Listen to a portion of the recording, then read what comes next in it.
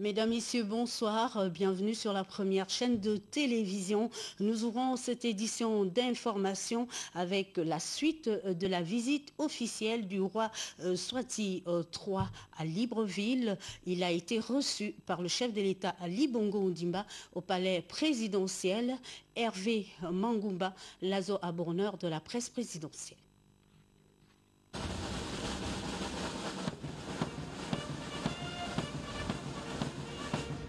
Pour sa première apparition officielle au palais de la présidence de la République, le roi du Swaziland a eu droit aux honneurs militaires.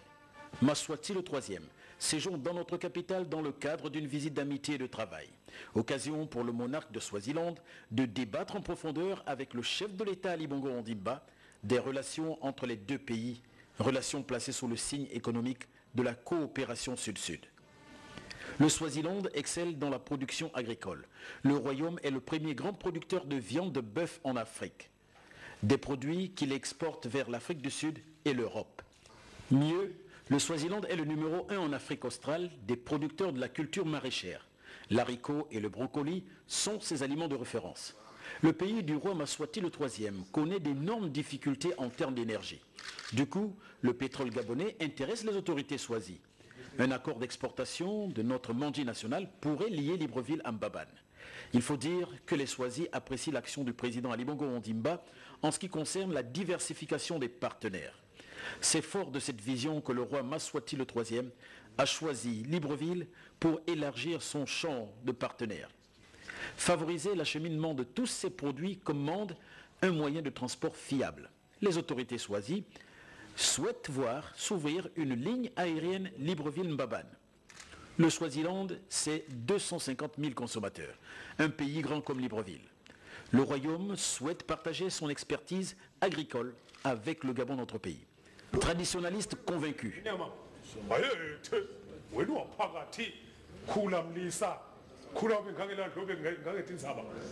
Le Swaziland veut intégrer crânement le Sisiba, le Centre international de civilisation bantou, espace au travers duquel le pays du roi Maswati le III veut mieux exprimer sa culture. En marge de l'audience que le chef de l'État a accordée au roi, un accord général de coopération a été signé au palais présidentiel par les deux ministres des Affaires étrangères, Ali Rajumba Barthelboas de la presse présidentielle. C'est en présence du chef de l'État Ali Bongo Ondimba et Sa Majesté Maswati, roi du Swaziland, que les ministres d'Affaires étrangères des deux pays ont procédé à la signature d'un accord général de coopération. Une signature qui permet aux deux pays de renforcer et de diversifier les liens d'amitié et de coopération. En procédant à la signature de cet accord, la République gabonaise et le Royaume de Swaziland s'accordent à poursuivre en commun, dans la mesure de leurs possibilités et dans un esprit de solidarité, l'intensification de la coopération économique, sociale, culturelle, scientifique et technique dans tous les domaines d'intérêt commun.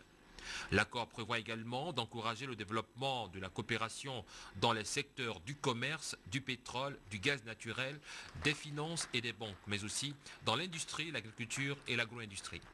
Avant de quitter le palais présidentiel, le roi de Swaziland a procédé à la signature du livre d'or où il a réitéré ses vifs remerciements au chef de l'État Ali Bongo Ondimba pour son accueil et sa disponibilité. Cette visite au palais présidentiel du roi de Swaziland s'est achevée comme elle a commencé par une cérémonie militaire solennelle. Les deux ministres des Affaires étrangères qui se sont retrouvés par la suite ont examiné ensemble d'autres possibilités d'accords de coopération dans plusieurs domaines d'activité. Compte rendu Blondine Adamvé, Patrick Odjan de la presse des Affaires étrangères. Deux accords seront mis en examen par les deux parties au terme de la visite officielle du roi Swati III à Libreville. Selon le ministre Paul Tungui, qui recevait son homologue choisi, il s'agit en premier d'un accord qui met fin à la double imposition des marchandises transitant entre les deux territoires, en éliminant les obstacles douaniers et encourageant ainsi les échanges économiques entre les deux capitales, Libreville et Mbabane. Le second accord, quant à lui, portera sur la promotion et la protection des investissements et assurant une réciprocité de traitement égal aux investisseurs économiques gabonais et choisis. Il garantit également une protection de leurs investissements et la possibilité de rapatriement de leurs bénéfices comme de leurs capitaux. La volonté des deux pays est donc claire, construire un partenariat efficace et durable. Pour y parvenir, Paul Tungui et le ministre choisi des Affaires étrangères ont de ce fait exprimé leur désir mutuel d'engager des consultations diplomatiques permanentes qui aboutiraient à un autre accord, celui relatif à l'exemption des visas et permettre de doper les investissements d'un côté tout comme de l'autre. Merci Blondine Adamvé pour toutes ces précisions. Par ailleurs, s'est ouvert ce matin un séminaire sur la finance co-organisé par la BID, le ministère de l'économie et les partenaires au développement. Il a été essentiellement question d'offrir au gouvernement gabonais des opportunités de financement dans plusieurs secteurs d'activité de notre pays. Sur place, Cyril Bertrand Galécourt, Pierre Claver est là de notre rédaction.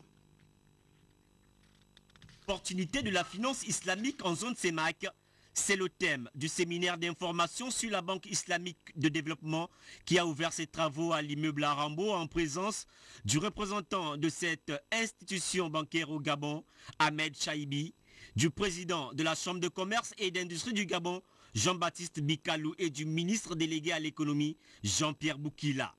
Présente au Gabon depuis 1996, la Banque islamique de développement offre des opportunités de financement à plusieurs secteurs d'activité. La finance islamique, c'est d'abord la finance de tout le monde.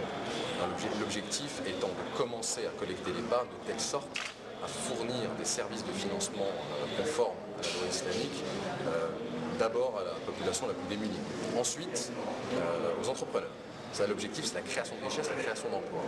Pour la Chambre de commerce et d'industrie du Gabon, le développement de certains projets passe par la négociation des bons contrats de financement. Les entreprises pour se développer ont besoin de ressources, ont besoin d'argent. Il est clair que l'arrivée d'opérateurs complémentaires, notamment au niveau de la finance islamique qui est principalement rencontrée par la Banque islamique de développement, si elle peut apporter, et nous sommes persuadés qu'elle va apporter des ressources financières supplémentaires, ce n'est que le bienvenu. Le gouvernement de l'émergence compte parrainer les projets et les entreprises qui devront adresser leurs demandes de financement à la Banque islamique de développement.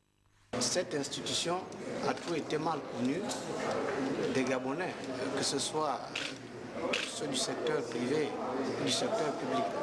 C'est pourquoi nous avons donc tenu à organiser ce séminaire pour permettre aux Gabonais de découvrir le fonctionnement de cette banque, qu'il faut dire qui est le deuxième groupe bancaire après le FMI.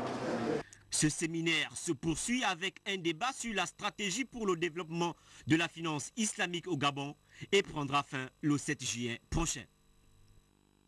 Justement, pour parler de ce séminaire sur la finance islamique, nous recevons sur ce plateau M. Anwar Hassoun.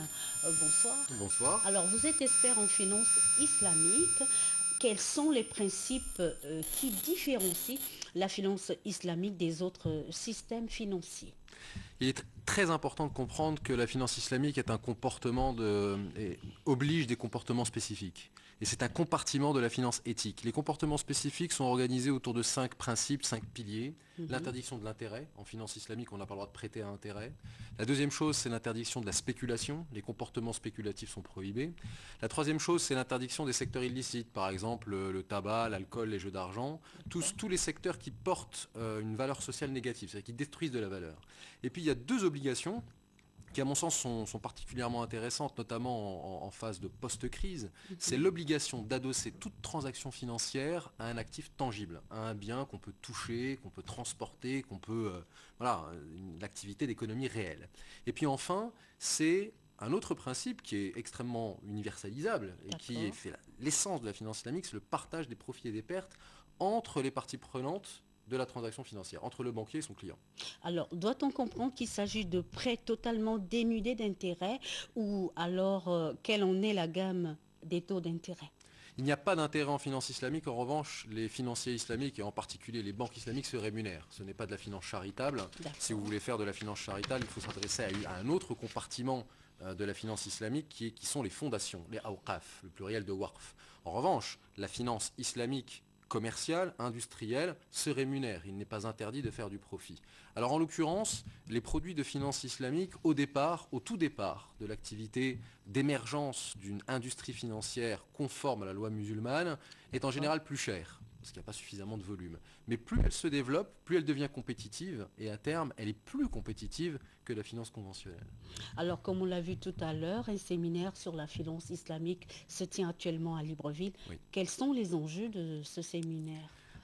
Il y a 3 étapes dans ce séminaire qui dure 3 jours. D'accord. La première étape aujourd'hui était essentiellement orientée vers l'acclimatation des principes, des contrats, des valeurs qui sous-tendent cette offre financière conforme à la loi musulmane. Demain, nous explorerons